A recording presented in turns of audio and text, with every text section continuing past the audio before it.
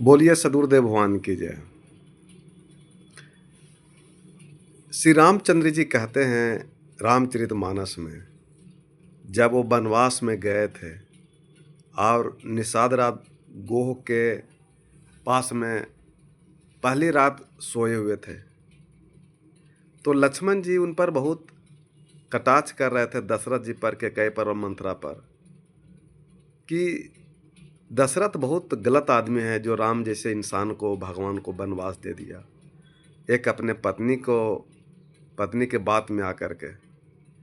और मंथरा ने भी कैकेयी को बहुत गलत व्यवहार बता दिया, गलत संस्कार दे दिया, जिसके कारण राम जी को वनवास भोगना पड़ा। और पहली रात सुबह हैं पेड़ के नीचे पुआर बिछा के, पत्ता बिछा के। ये लक्ष्मण जी के भाव आया मन में, तो बगल में निषाद गोह थे, वो कहेंगे क्या बोल रहे हैं लक्ष्मण भैया, कहीं के ही बोल रहे हैं भैया कि दशरथ जी बहुत गलत किए हैं राम जी के साथ, कि जो एक चींटी तक नहीं मारे पूरा अयोध्या में, जिसको एकदम 14 बरस का वनवास दे दिया। बताइए तो।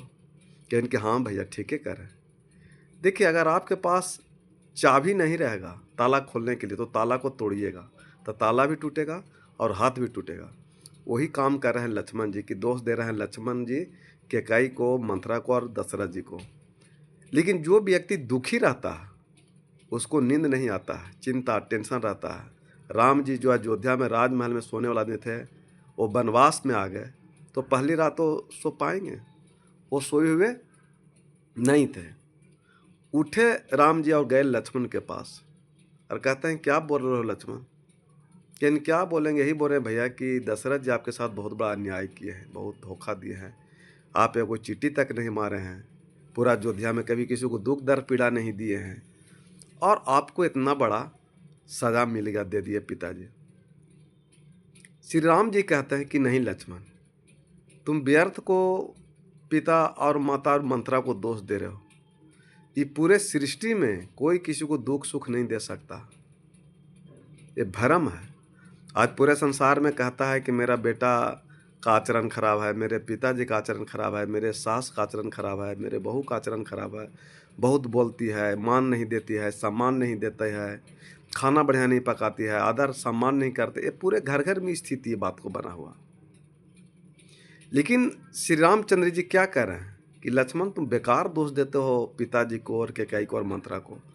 इसी प्रकार आज पूरे संसार में हर घर में कोई पति को दोष देते हैं, कोई पत्नी को दोष देते हैं, कोई पिता को दोष देते हैं, कोई पुत्र को दोष देते हैं, कोई सास को दोष देते हैं, कोई बहू के दोष देते हैं, कोई देवरानी के, कोई जेठानी को, कोई देवर को, कोई भौजाई को भी दोष देते हैं। लेकिन आपके पास ज्ञान नहीं रहेगा, बुद्धि नहीं रहेगा, विवेक रहेगा, तो दोष ही दीजिएगा। क्योंकि आपके अंदर में खुद दोष है, तो अपने दोष को छुपाने के लिए दूसरा के तो अच्छाई को दोष कहिएगा ना। लेकिन जिस दिन मनुष्य अपने अंदर सारा बुराई को निकाल करके बिगना शुरू कर देगा और अच्छाई अगर ढूंढना शुरू कर देगा और अपने हृदय से शुरू करे, तो फिर दूसरे के हृदय में कहीं बुराई नज़र नहीं आ सकता। श्री रामचंद्र जी कह रहे हैं वही बात कि लक्ष्मण तुम बेकार दोष देते हो। श्री रामचंद्र जी कहते हैं कि कोई न काहू सुख दुख कर दाता, निज कृत कर्म भोगहु सुन भराता। श्री रामचंद्र जी कहते हैं कि पूरे धरती पर, पूरे सृष्टि में कोई किसी को सुख दुख नहीं दे सकता है। सब मनुष्य अपने अपने कर्म का फल भोग रहा, सब मनुष्य अपने अपने कर्म का सुख भोग रहा। कोई किसी को धरती पर सुख दुख कोई नहीं दे सकता है, ये भ्रम है। तुम व्यर्थ की चिंता कर रहे हो। लक्ष्मण जी कहते हैं कि नहीं, हम नहीं मानेंगे। इसी प्रकार घर में गार्जियन, माता पिता, पति पत्नी समझाते अपने परिवार को, लेकिन कोई मानने के लिए तैयार नहीं होता। लेकिन यही बात अगर दूसरा कोई कहे तो मान लीजिएगा, लेकिन वहाँ राम जी कहें लेकिन लक्ष्मण जी माने नहीं। ठीक उसी प्रकार यही बात सदगुरु कबीर साहब कहते हैं कि करे बुराई सुख चाहे, करे बुराई मुक्ति चाहे, कैसे पावे कोई, रोपे पेड़ बबूल का आम कहाँ से होई। सदगुरु कबीर साहब कहते हैं कि बाबू, पुत्र, भाई, तुमको आम खाने का इच्छा है और तुम बबूल का पेड़ लगा रहे हो, तो कैसे बिहान आम खाओगे 2 4 5 साल के बाद? आज पूरे धरती पर मनुष्य यही सोचता है कि हमको जीवन में सुख हो, शांति हो, आनंद हो, प्रेम हो, पूरे परिवार में। लेकिन कर्म कर रहे हैं दुख वाला। दारू, ताड़ी, मांस, मछली, मुर्गा, चोरी, बेईमानी, निंदा, शिकायत, लड़ाई झगड़ा, कलह कलेश, चिंता, टेंशन कर रहे हैं। कैसे सुख शांति मिलेगा? सदगुरु कबीर साहब कहते हैं कि तुमको खाना है आम तो बबूल का पेड़ लगाना बंद करो। लेकिन मनुष्य को समझाते हैं साधु संत महात्मा गुरु, लेकिन उनको मानते नहीं हैं और लगा देते हैं आम के जगह बबूल का पेड़। और जब बड़ा होता है बबूल का पेड़, जब काटा करने लगता है तो कहता है आप सत्यनारायण कथा करो, छठ करो, व्रत करो, तीर्थ नहाओ, देवघर जाओ, बाबा धाम जाओ। तो बताइए कि पहले आप बबूल का पेड़ लगा दिए हैं, अब जब वो कांटा गड़े लगा तो ये व्रत उपवास पूजा पाठ कर से वो आम का पेड़ हो जाएगा? वही दुख मिलता है तो कहते हैं कि आप भगवान के पूजा पाठ कराएंगे। कहते हैं बाबा, ये पंडित जी, ये पुरोहित जी, इतना मंत्र पढ़िए सत्यनारायण कथा कह कर कि बबूल का पेड़ आम का हो जाए। होगा? लेकिन पूरा संसार में यही सब कराना चाह रहे हैं और कर रहे हैं। ये कतई संभव नहीं है। करे बुराई सुख चाहे कैसे पावे कोई, करे बुराई मुक्ति चाहे कैसे पावे कोई, करे बुराई आनंद चाहे कैसे पावे कोई, करे बुराई प्रेम चाहे कैसे पावे कोई, रोपे पेड़ बबूल का आम कहाँ से होए। तो कबीर साहब की बानी और श्री रामचंद्र जी की बानी दोनों सेम है कि अलग अलग है? श्री रामचंद्र जी कह रहे हैं कोई न काहू सुख दुख कर दाता, निज कृत कर्म भोगहु सुन भरता। ये पूरे धरती पर सब मनुष्य अपने अपने कर्म का फल भोगते हैं। चाहे भला कीजिए या बुरा कीजिए, जो कीजिएगा मन के द्वारा वही आप प्राप्त कीजिएगा। इसलिए गोस्वामी तुलसीदास कहते हैं कि पहले बना प्रलब्ध पीछे रचा शरीर, तुलसी चिंता छोड़ दे भज ले श्री रघुबीर। ये शरीर मिलने से पहले आपका प्रलब्ध बन के बना है।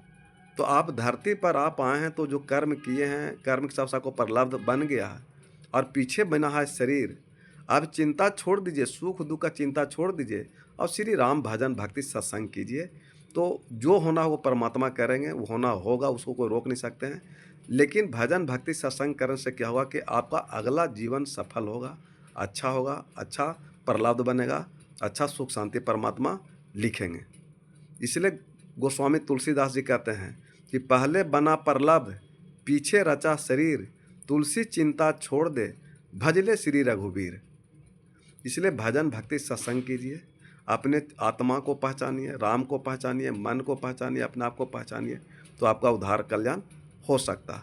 इसलिए आप चाहते हैं कि हमारे जीवन में दुख दर्द पीड़ा कलह क्लेश चिंता ना हो, टेंशन ना हो, तो आप परोपकार कीजिए, भलाई कीजिए, दान कीजिए, पुण्य कीजिए, प्रेम कीजिए, करुणा से बात कीजिए, आचरण से बात कीजिए, व्यवहार से बात कीजिए, संस्कार से बात कीजिए, तो आपके जीवन में सुख शांति आ सकता है। लेकिन आप चाहते हैं कि सुख शांति आवे, अहंकार क्रोध घमंड लोभ मोह बेईमानी शैतानी झूठ सच कीजिएगा तो कैसे होगा? तो क्षणिक सुख होगा आपको, लेकिन धन दौलत आपको सुविधा दे सकता है, सुख शांति नहीं दे सकता है। जैसे आप पैसा गलत करके कमा के ले आइएगा बेड 5 लाख के, तो नींद कहाँ से लाइएगा? चोरी बेईमानी निंदा शिकायत करके काजू किशमिश ले लाइएगा, भूख कहाँ से लाइएगा? ये संभव नहीं है। तो धन सुविधा देता है, सुख शांति नहीं देता है। सुख शांति से आपको मिलेगा जब भी तो भजन भक्ति सत्संग से ही, संतोष से ही, आनंद से ही, प्रेम से ही, संस्कार से ही, वाणी से ही, अच्छा बोलने से आपको सुख शांति मिल सकता है। दूसरा कोई रास्ता नहीं है। इसलिए कोई न काहू सुख दुख कर दाता, निज कृत कर्म भोगा सुन भराता। और सदगुरु कबीर साहब कहते हैं कि करे बुराई सुख चाहे, करे बुराई मुक्ति चाहे, करे बुराई आनंद चाहे कैसे पावे कोई, रोपे पेड़ बबूल का आम कहाँ से हो। तो अगर आप गलत कर्म करके कितनों बड़ा जग करा दीजिएगा और अयोध्या से साधु संत महात्मा को बुला कर के बाबा पूरा मंत्र बोलिए, हम तो रोपे थे आम का पेड़ लेकिन हो गया बबूल का पेड़, इतना मंत्र पढ़िए कि बबूल का पेड़ आम का हो जाए। होगा? कभी नहीं हो सकता। इसी का नाम है भ्रम। सदगुरु कबीर साहब इसी को भ्रम कहें कि तुमको चाहिए सुख तो काम कर रहे हो दुख वाला, तुमको चाहिए प्रेम तो तुम कर रहे हो क्रोध सबके कर रहे हो, तुमको चाहिए आनंद तो तुम तिरस्कार कर रहे हो। तो फिर कैसे होगा? तो आप चाहते हैं कि हमारे ज़िंदगी में सुख, शांति, आनंद हो, मस्ती हो, हँसे, मुस्कुराए, प्रसन्न रहें, तो आप दूसरे को हँसना, हँसाना शुरू कर दीजिए। आप दूसरे से प्रेम करना शुरू कर दीजिए। आप दूसरे के ऊपर करुणा करना शुरू कर दीजिए। आप दूसरे के ऊपर दया करना शुरू कर दीजिए। तो फिर ईश्वर परमात्मा आप पर दया करना शुरू कर देंगे। जैसे सत गोस्वामी तुलसीदास जी कहते हैं कि दया धर्म का मूल है, पाप मूल अभिमान, तुलसी दया न छोड़िए, जबले घट में प्राण। धरती पर दो को भक्ति है, एक दया और एक आत्म पूजा, दूसरा कुछ नहीं है।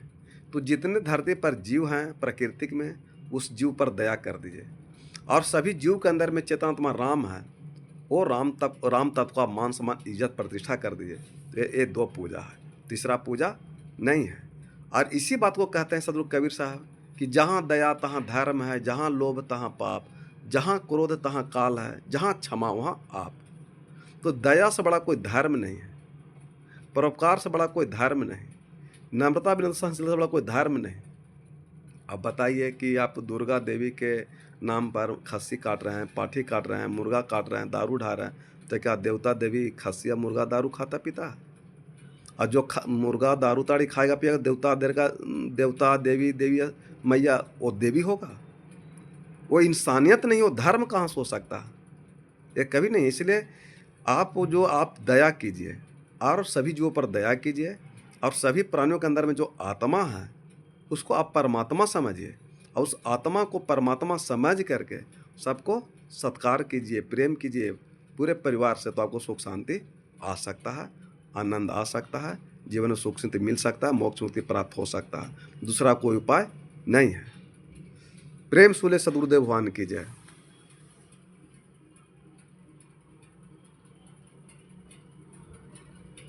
साहेब बन गए, साहेब बन गए, साहेब बन गए।